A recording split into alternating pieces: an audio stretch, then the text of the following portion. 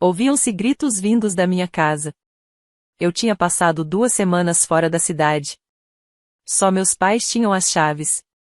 Eu não gritei. Instalei câmeras escondidas.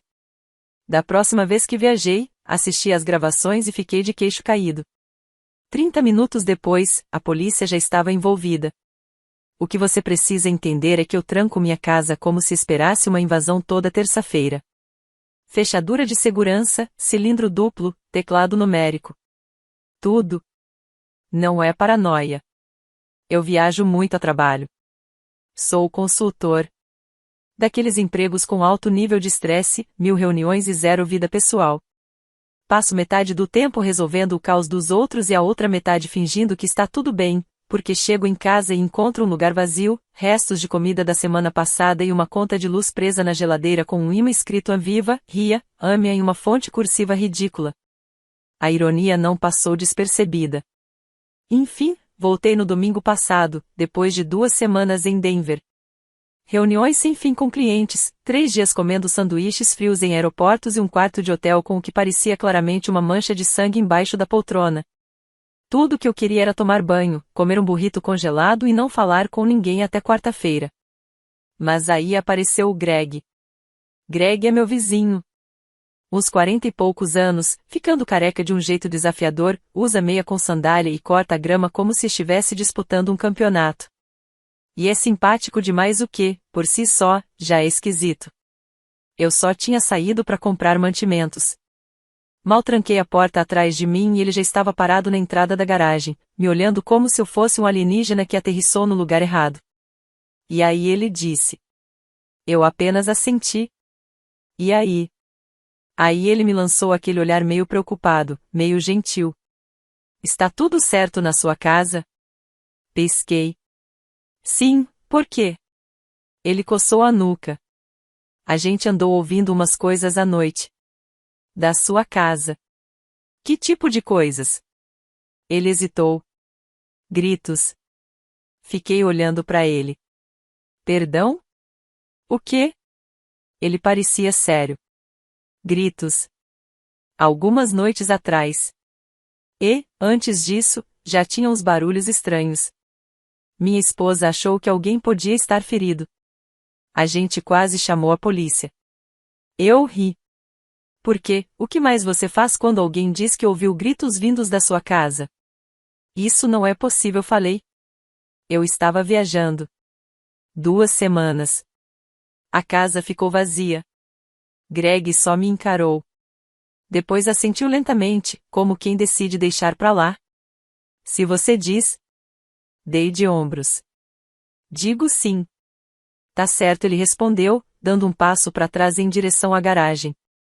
Da próxima vez, tenta manter o volume baixo. Beleza. E foi isso.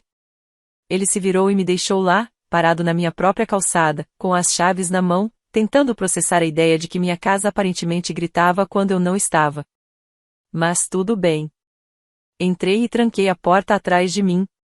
Como se isso adiantasse alguma coisa. A casa estava silenciosa. Limpa. Talvez limpa até demais. Notei isso ao passar pelo corredor. O espelho do hall estava mais limpo do que eu lembrava. E o chão, meu chão nunca brilhou. Eu não sou do tipo que faz as coisas brilharem. No máximo passo um Swiffer como qualquer adulto normal sem tempo para perfeição. Foi aí que olhei para cima. Minha cama estava feita não só arrumada, mas com cantos dobrados no estilo militar, travesseiros fofos, cobertor dobrado em um ângulo tão preciso que parecia cena de Pinterest. Alguém claramente assistiu vídeos demais de organização. Foi quando o medo bateu. Não um medo apavorante, mas aquela sensação silenciosa e desconfortável de que tem algo errado. E eu já sabia quem era. Liguei para minha mãe. Ela atendeu no segundo toque, com um tom alegre demais para ser espontâneo. O que, claro, também era suspeito. Oi, meu bem. Como foi sua viagem? Tudo certo, respondi. Só uma pergunta rápida, você esteve na minha casa? Ah, passei lá sim, reguei as plantas. Aliás, você deveria mesmo deixar instruções melhores para as orquídeas. Tive que improvisar. E você arrumou minha cama? Ela riu. Ué, alguém tinha que fazer isso. Você deixou tudo uma bagunça. Soltei o ar devagar. Mãe, eu já falei. Ah, deixa disso. Não mexi em mais nada. Só na cama, passei o aspirador, limpei os balcões e reorganizei sua gaveta de temperos. Você tinha 3 potes de páprica, Genven. Fechei os olhos. Você não trouxe ninguém, né? Claro que não. Por que eu faria isso? Não seja ridícula. Não discuti. Não porque acreditei nela, mas porque eu simplesmente não tinha energia para decifrar mais uma mentira plantada no meio de uma cena de crime feita de canela e lençóis dobrados. Ela desligou depois de uns minutos de conselhos de limpeza que ninguém pediu, e um último lembrete de que eu deveria namorar mais, porque a não está ficando mais jovem, e a não tem nada de errado com engenheiros. Sentei na beira da cama impecável, olhando pro chão absurdamente limpo, e senti a borda da minha calma começar a desfiar. Mais tarde, no mesmo dia, saí de novo. Não queria, mas precisava. Greg estava na garagem outra vez, mexendo em umas caixas como se estivesse construindo um forte. Fui me aproximando devagar, como quem tenta não assustar um animal nervoso. Oi, disse. Ele olhou de lado. Oi? Esfreguei as mãos. Posso perguntar, exatamente o que você ouviu? Lá de casa, quero dizer. Ele hesitou. Não tô acusando ninguém, acrescentei rápido. É que eu não estava lá, e tô tentando entender o que aconteceu. Greg olhou para minha casa, depois voltou a olhar para mim. Tinha gente, ele disse. Indo e vindo. Diferentes. Não reconheci ninguém. Quando? Algumas noites atrás. Por volta da meia-noite. Na noite anterior também. Engoli em seco. E os gritos? Ele coçou a barba. Não parecia briga, nem festa. Era alguém com dor. Não era normal. Não era divertido. Fiquei em silêncio. Então ele acrescentou. E nem foi a primeira vez. Levantei os olhos. Como assim? Não falei nada antes, mas aconteceu em março também. Não tão intenso, mas parecido. Uma noite ali pelo dia 10. Barulhos, gente entrando e saindo. E de novo no começo de junho. Lembro porque foi na véspera do recital de dança da minha filha. Assenti devagar, por fora. Por dentro, tudo tremia. Olha, ele disse, num tom mais calmo, não quero arrumar confusão. Mas o que quer que esteja acontecendo ali, não parece certo. Voltei para dentro, tranquei a porta de novo e fui direto buscar minha agenda. Dia 10 de março, eu estava em Atlanta. Dia 2 de junho, em Denver. Minha mãe jurou que só tinha ido regar as plantas. Só isso. Mas tinham pessoas na minha casa. Gritando. E eu, a centenas de quilômetros, acreditando que estava tudo vazio. Eu não morava sozinho.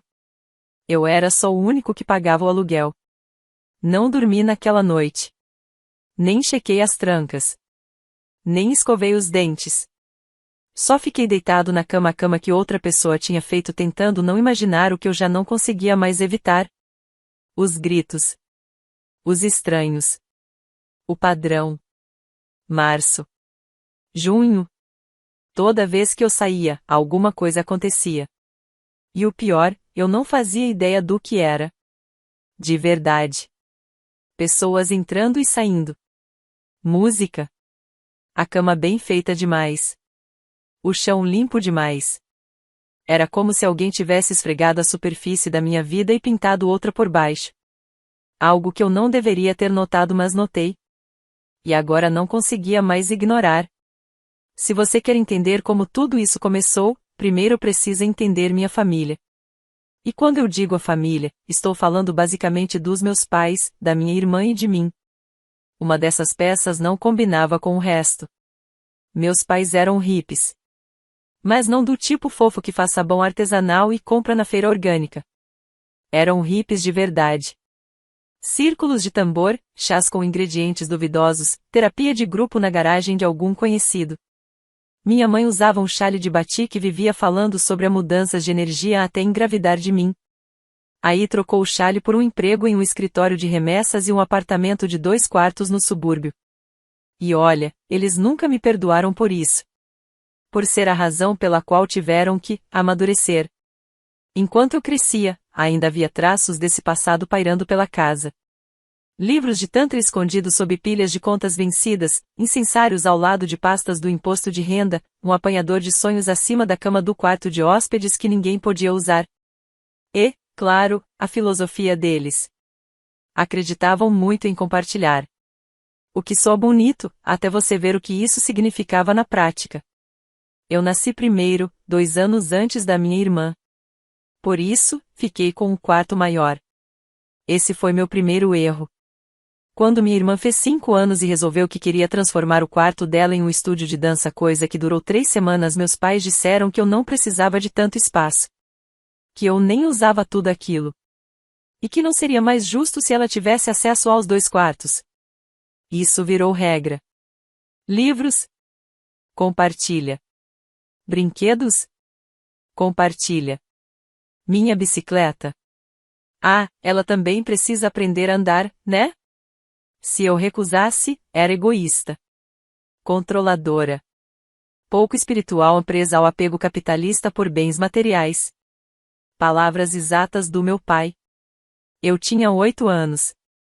O compartilhar, claro, só ia em uma direção. Ela nunca teve que abrir mão de nada. Nem dos brinquedos, nem da privacidade, nem do guarda-roupa. Eu era forte. A generosa.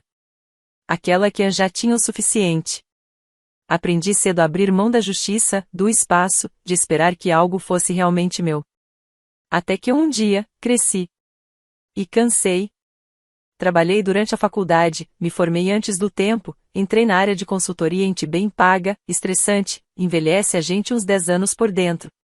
Com 29 anos, comprei minha própria casa. Nada luxuoso, mas era minha. 3 quartos, um quintalzinho, bastante luz.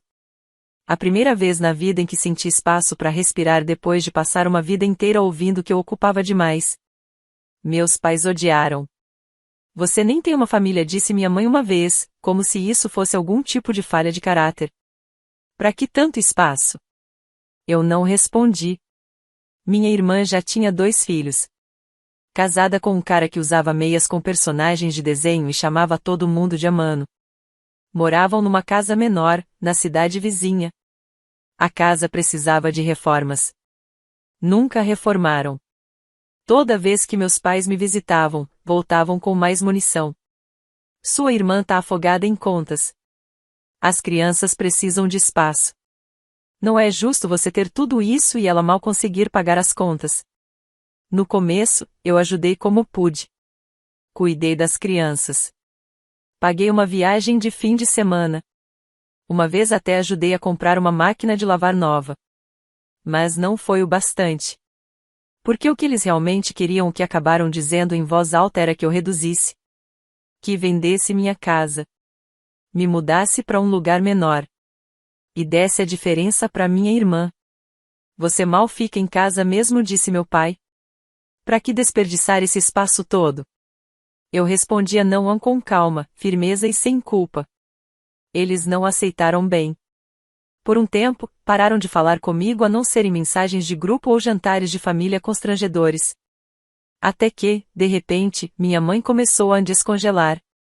Um dia, sem aviso, ela ligou e disse: Estive pensando nas suas orquídeas. Posso regá-las quando você viajar.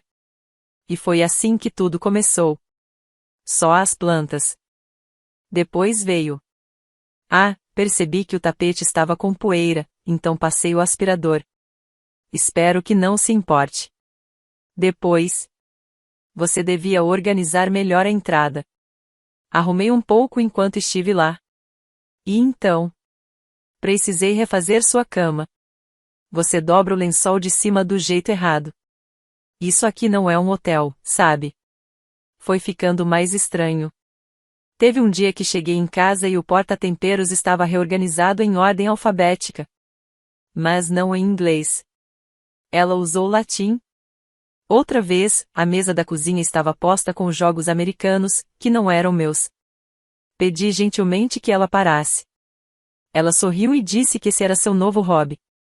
Tenho assistido a vídeos de organização, falou, toda empolgada, enquanto explicava por que minhas camisetas estavam dobradas em forma de cisne e minhas meias separadas por cor e chakra. Eu não insisti. E odeio admitir isso, mas, parte de mim ficou grata por ela estar falando comigo de novo. Por eu não ter sido completamente cortada da família só porque me recusei a ir à falência em nome da tal igualdade entre irmãos. Mas tinha algo no timing que me incomodava. Esse hobby de limpeza começou bem na época em que minha irmã se mudou para uma casa maior. Com um quintal. Com um closet. E uma hipoteca que ela claramente não conseguiria bancar sozinha. Lembro que perguntei, casualmente: como vocês estão conseguindo pagar tudo isso? Ela só sorriu. A gente teve ajuda. De quem? Ela não respondeu. E eu não insisti. Porque, no fundo, eu já sabia que se cavasse demais, ia encontrar algo podre embaixo da superfície e eu não estava pronta para isso. Ainda não. Eu não queria ser o tipo de pessoa que instala câmeras escondidas na própria casa. Eu queria ser normal. Queria ser a mulher que diz obrigada, mãe, quando a mãe oferece para regar as plantas e não aquela que se pergunta se regar as plantas é código para invadir e reorganizar sua vida. Queria ser aquela que tranca a porta e confia que, quando voltar, a cama vai estar do mesmo jeito que deixou. Mas depois do que o Greg disse, os gritos, os estranhos, o jeito como ele olhou para mim como se eu estivesse mentindo quando disse que a casa estava vazia, eu não conseguia mais ser essa mulher. Então tomei uma decisão. Minha próxima viagem de trabalho já estava marcada, 3 dias em Boise, reunião de implementação com a equipe internacional. Eu iria. A casa estaria vazia. Minha mãe, que já sabia da minha agenda, com certeza arranjaria uma desculpa para aparecer. Antes de sair, instalei 5 câmeras. Sala, cozinha, corredor, entrada e meu quarto. Todas pequenas, com áudio, conectadas à nuvem. Escondidas com cuidado, nas prateleiras, atrás de vasos, em cima dos armários. Tudo legal. Tudo necessário. Eu não sabia o que ia encontrar. Só sabia que tinha desistido de tentar adivinhar. Na noite anterior ao voo, mandei uma mensagem para minha mãe. Oi, amanhã vou para Boise. Se quiser regar as plantas, tudo bem. Mas, por favor, nada além disso. Sem limpar, sem reorganizar. Só as plantas. Ela respondeu. Ah, vou tentar não limpar. Você me conhece. Boa viagem. Vindo de qualquer outra pessoa, seria uma resposta inofensiva. Dela, parecia uma armadilha. Na primeira noite, nada demais. Ela apareceu por volta do meio-dia. Regou as plantas. Mexeu em um porta-retrato. Limpou uma manchinha no balcão que nem existia. Irritante. Familiar. Sem gritos. Sem visitas. Apenas o caos materno disfarçado de boa intenção. Assisti a tudo naquela noite, do meu quarto de hotel. Laptop aberto, fones no ouvido, e a ansiedade presa na garganta pequena, dura, como uma bolinha de gude que nunca desce. Tudo estava quieto. E mesmo assim, eu não consegui relaxar. Na segunda noite, por volta das 8 da noite, abri o feed das câmeras. No começo, nada, luz suave, nenhum movimento. Aí, a porta da frente se abriu. E alguém entrou. Não era minha mãe. Era um homem ombros largos, mochila pendurada num braço. Caminhou pela sala com a naturalidade de quem já conhecia o caminho. Sem hesitar. Sem parar. 2 minutos depois, outra pessoa entrou. Depois mais uma. Uma mulher com uma trança prateada e uma garrafa de vinho. Outra de botas e um chale vermelho. Um homem carregando uma cadeira dobrável. Ninguém bateu. Ninguém falou alto. Todos se moviam como se a casa fosse deles. Fiquei encarando a tela. Nem pisquei. Até que meu celular tocou. Oi, onde você tá? A reunião com o time da Índia já começou faz uns minutos. Droga. Eu tinha esquecido completamente. Fuso horário. Lá era manhã. Aqui, era o início de algo que eu não sabia nem como nomear. Fechei o feed, puxei o laptop de trabalho e entrei no Zoom. Não vou fingir que lembro da reunião. Pensa comigo, você acabou de ver estranhos entrando na sua casa. Estranhos mesmo, não vizinhos, não amigos. Gente com sacolas, vinho, cadeiras dobráveis.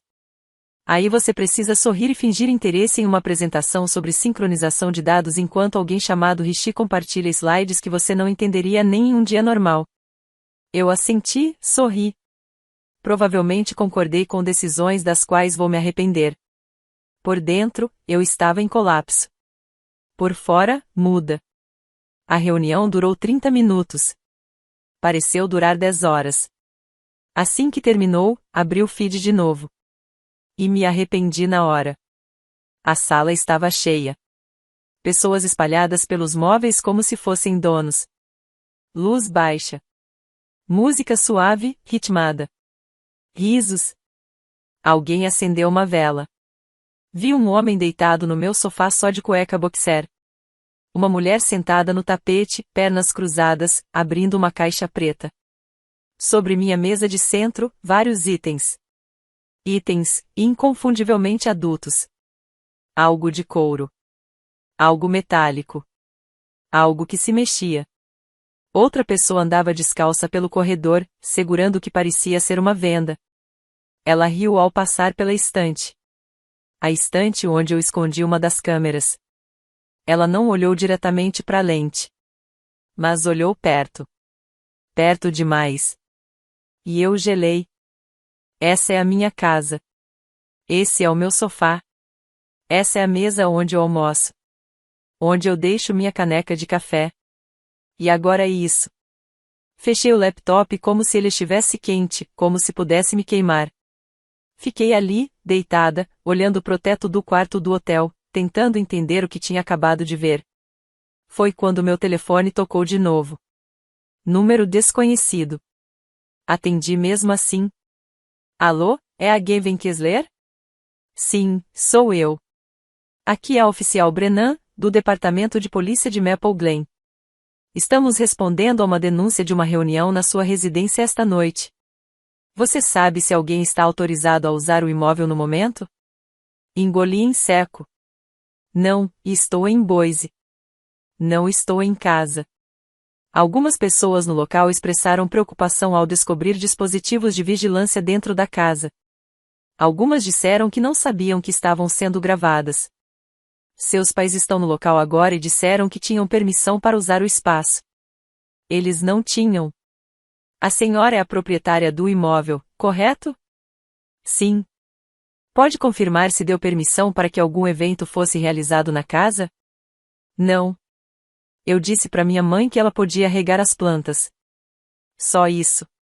Mandei uma mensagem para ela. Foi só isso. Você ainda tem essa mensagem? Sim, posso encaminhar. Tudo bem. Você pode ser contatada para prestar uma declaração formal. Até o momento, não há nenhuma acusação contra você, mas deve estar ciente de que podem surgir questões relacionadas a zoneamento ou licenciamento. Vamos prosseguir com a investigação. Ele desligou. Eu não.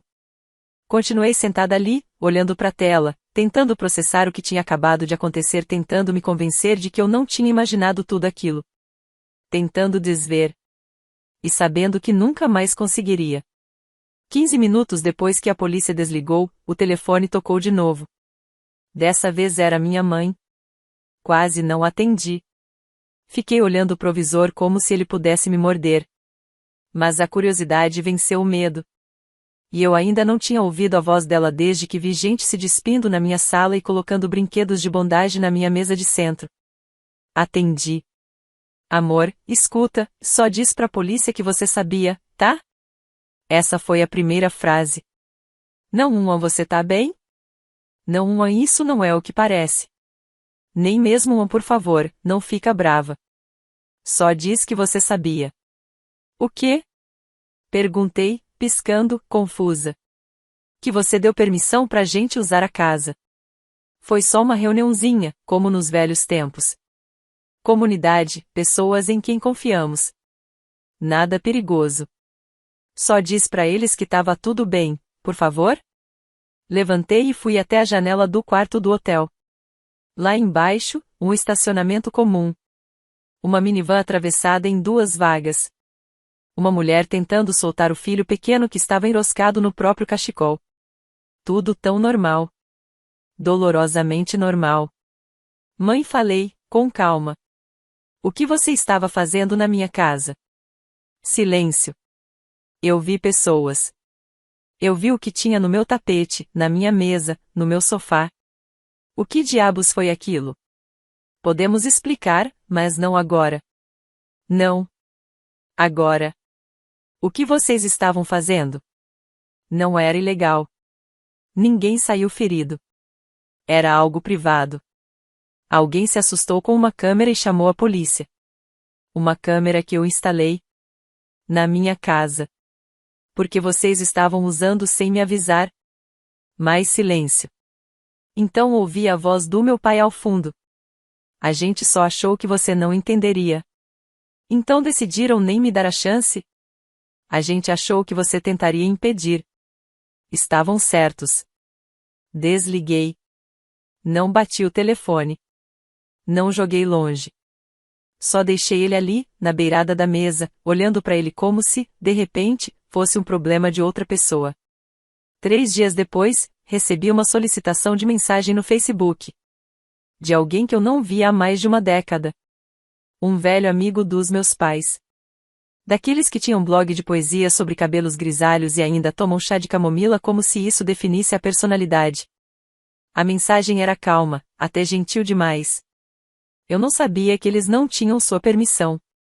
Disseram que você sabia e estava confortável. Sinto muito se contribuir com isso. Aqui está o site que eles usaram para organizar tudo. Abaixo, um link. Sem nome. Sem logotipo. Apenas uma URL limpa, simples, quase privada. Cliquei. O site era bonito daquele jeito estéril e esteticamente perfeito que te faz sentir que está prestes a entrar, sem querer, numa seita. Cores suaves. Fontes serenas. Palavras como liberdade por meio da confiança, espaços seguros rotativos, encontros privados com curadoria. Doações sugeridas, $400. $850. $1.200. E um calendário de eventos. Cada data batia com alguma das minhas viagens de trabalho. Cada local era descrito vagamente, mas eu reconhecia as fotos. Um deles mostrava uma taça de vinho na minha mesa de centro. Outro, o meu tapete, aquele que minha mãe sempre dizia ser simples demais. Eles não pegaram minha casa emprestada. Eles alugaram. Havia um nome de anfitrião. Um e-mail vinculado ao perfil. O e-mail usava o velho apelido da minha mãe? Escrito ao contrário. Fechei o laptop. Não com raiva, nem com horror. Com determinação. Eles apareceram 4 dias depois. Sem aviso, sem mensagem. Só uma batida na porta e o som cansado de 2 pessoas tentando parecer calmas enquanto afundavam no próprio pânico. Você não precisava ter piorado tudo, foi a primeira coisa que minha mãe disse quando abri a porta. A gente podia ter resolvido isso como família. Eu não piorei nada, respondi. Foi um dos seus convidados que chamou a polícia. Você contou tudo pra eles, ela disse. Eu disse a verdade. A gente só queria ajudar sua irmã, ela insistiu. Ela precisava de apoio. E eu disse que não podia, retruquei. Ela queria uma casa maior. Isso não dava ela o direito à minha. A gente não podia usar a nossa, disse meu pai, finalmente. As pessoas nos conhecem lá. A sua era neutra. Neutra? Repeti, incrédula. É isso que eu sou agora? Você quase não estava, respondeu minha mãe. A casa ficava vazia. Não estava vazia. Estava minha. Eles não responderam. Foram embora do mesmo jeito que chegaram, em silêncio. A consequência não foi barulhenta. Foi pior. Violações de licenciamento. Denúncias de zoneamento. Uma ordem oficial da prefeitura para cessar as atividades. Uma carta da Receita perguntando sobre renda não declarada. Um dos convidados a processou por danos emocionais e invasão de privacidade. Eles não foram presos, mas pagaram em dinheiro, em reputação, em silêncio. O site foi derrubado. A rede sumiu. Os antigos amigos pararam de atender. Aí foi minha irmã quem ligou. Espero que você esteja feliz. Com licença. Eles estavam tentando me ajudar. Agora o Dan e eu vamos ter que nos mudar. Eles não conseguem mais pagar a hipoteca por nós. E a culpa é minha. Você não precisava surtar. Podia ter protegido eles. Eles usaram a minha casa sem permissão. Fizeram isso por mim? Não. Fizeram sem pedir. Eles não me pediram. Nem a você, pediram. E ali acabou a conversa. Vendi a casa. Não postei sobre isso. Não contei pra ninguém. Contratei uma corretora.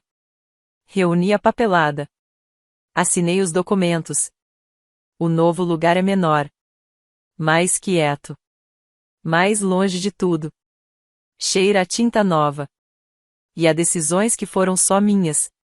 Não deixei chave debaixo do tapete. Não fiz cópia pra ninguém. Eles tentaram ligar uma ou duas vezes. Sem mensagem. Chamadas perdidas que eu nunca retornei. Eventualmente, desistiram. Não teve fim dramático. Nenhuma última desculpa. Apenas aquele entendimento silencioso de quando algo acabou, mas ninguém tem coragem de dizer isso em voz alta. A gente não brigou. Só parou de fingir que ainda girávamos no mesmo sistema. Eles achavam que eu os protegeria. E eu achei que eles me protegeriam.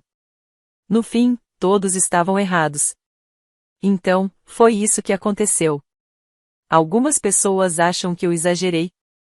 Outras dizem que deixei barato. E você? Acha que fui longe demais? Ou não o suficiente? Me conta nos comentários.